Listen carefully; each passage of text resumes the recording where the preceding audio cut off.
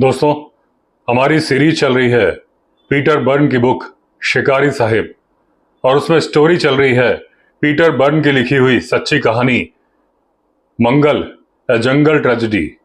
इसमें मंगल नाम का एक कुक था जो कैंप में काम करता था नेपाल में।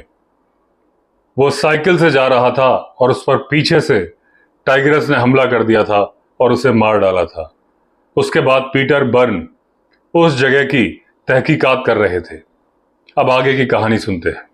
पीटर बर्न बोलते हैं कि द वाइट ग्रास प्लेन्स जो नेपाल के हैं, वहां पर पीटर ने अपनी जिंदगी का काफी टाइम बिताया रिसर्च करते हुए और जिम कॉर्बेट की स्टोरीज पे रिव्यू करने के लिए रिसर्च करते हुए।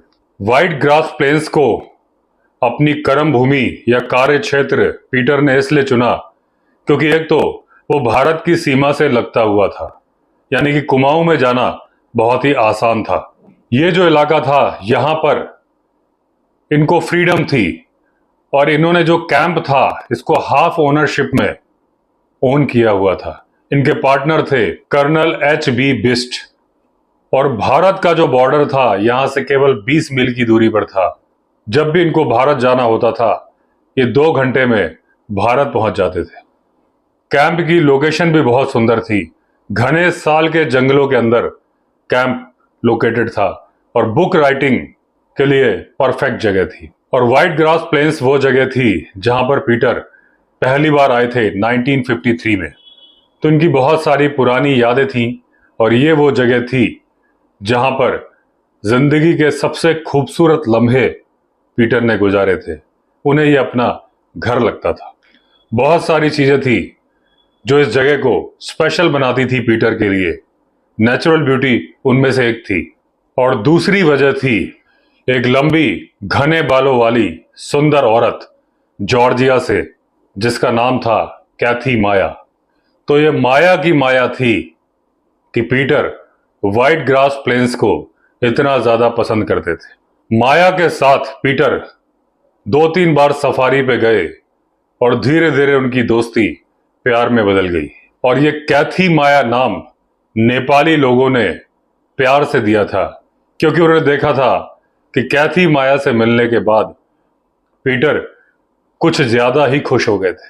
वाइट ग्रास प्लेन्स में सफारी करके ओपन लैंड रोवर में वापस कैंप की तरफ आना हमारे लिए बहुत ही खुशनुमा एहसास होता था।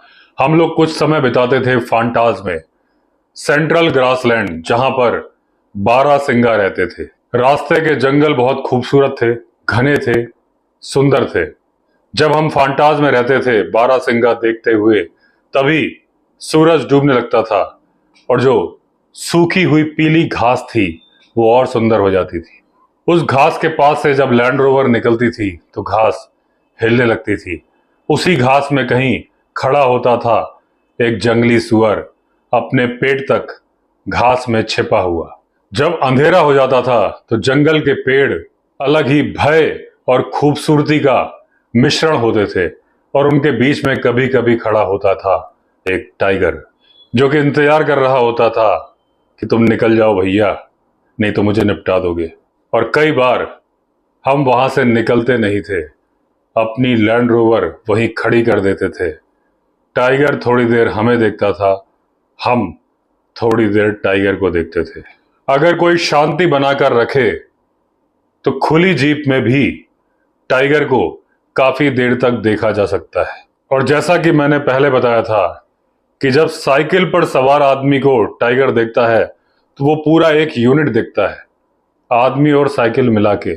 ठीक वही होता है जब ओपन जीप में आदमी बैठा होता है तो टाइगर इसलिए हमला नहीं करता क्योंकि वो जीप और आदमी को मिलाकर एक जानवर समझता है जो कि उससे बड़ा है। और अगर पहले कभी जीप में बैठे आदमी ने उसे डराया नहीं है, उसे छेड़ा नहीं है या नुकसान नहीं पहुंचाया है, तो वो हमला नहीं करता। जब हम टाइगर को देख रहे होते थे तो मैंने पकड़ा होता था स्टीयरिंग व्हील, कैथी ने पकड़ा होता था कार का हैंडल अपने एक हाथ से और दूसरे हाथ से मेरा हाथ, और हम देखते रहते थे मिस्टर स्ट्राइप्स यानी टाइगर को, जो कि था जिम कॉर्बेट साहब का जेंटलमैन।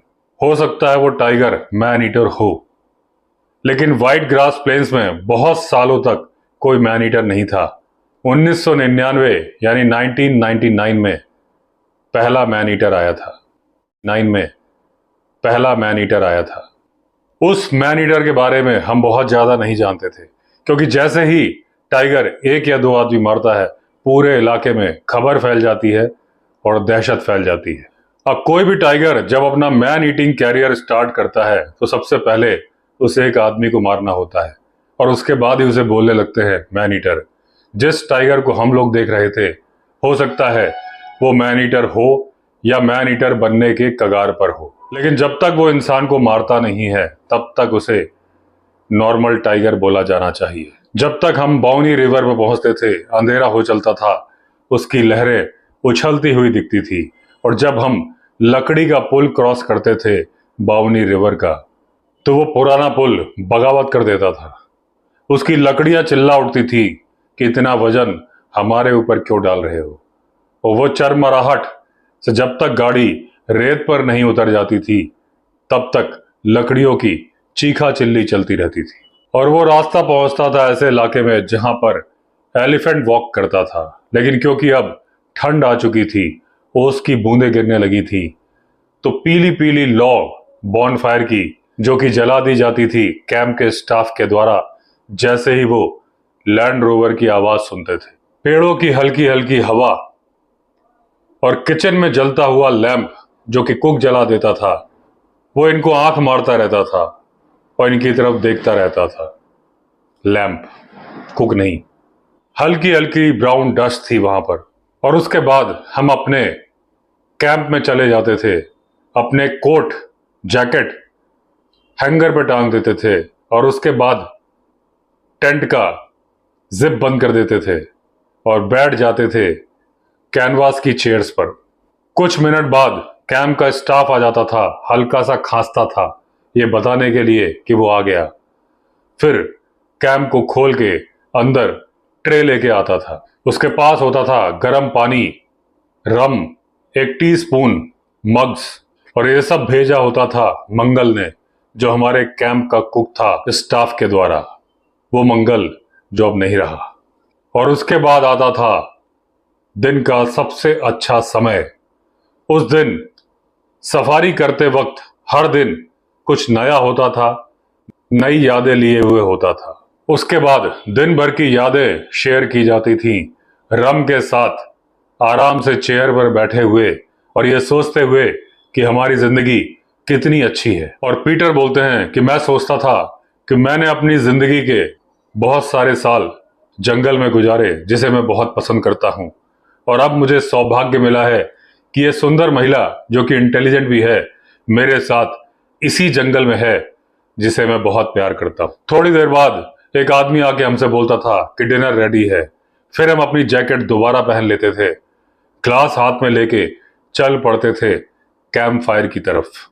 तब अगर कैंप में गेस्ट होते थे तो हम उन्हें ज्वाइन कर लेते थे, अगर नहीं होते थे तो हम अकेले ही खाना खाते थे। हम सूप पीते थे बड़ी सी बाउल में कैंप फायर के पास ही। अपने हाथों से हम सूप की बाउल को कवर कर लेते थे ताकि उसकी गर्मी हमारे हाथों में पहुंचे। फिर हम मेस टेंट की तरफ जाते थे, यानी कि डाइनिंग टेंट। खाना खाते थे और डिस्कस करते थे कितना बड़ा टाइगर आज हमने देखा। अब इसके बाद होती थी दिन की समाप्ति। कैंप का स्टाफ सो जाता था, हम सो जाते थे कैंप के अंदर। हम दोनों कैंप फायर की लाइट जो कि कैनवास पे पड़ती थी, हिलती रहती थी, उसको देखते रहते थे। जंगल की आवाजें सुनते थे साथ में, कभी स्वैम्प डियर यानी कि बारहसिंघा की आवाज, कभी ठहाके लकड़बग्घे के, और कभी कभी आवाज टाइगर की। कई बार हमारे सपनों में भी टाइगर आता था, और कई बार ऐसा थॉट लगता था कि अगर ये जो टाइगर आ रहा है सपनों में, कहीं ये मैन ईटर ना हो।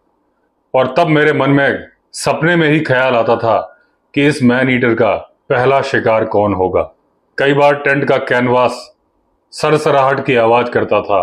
हम दोनों एक दूसरे से लिपट जाते थे ये सोच के कि कहीं हम ही ना हो उस मैन ईटर का पहला शिकार। तो दोस्तों, इस तरह से समाप्त हुई ये कहानी मंगल ए जंगल स्टोरी। इसके बाद हमारी अगली कहानी होगी जिम कॉर्बेट की बुक ट्री टॉप से। तो अगर आपने चैनल सब्सक्राइब नहीं किया है तो चैनल सब्सक्राइब कर लीजिए। चलिए फिर मिलते हैं अगले वीडियो में, तब तक के लिए all the best. Vande Mataram.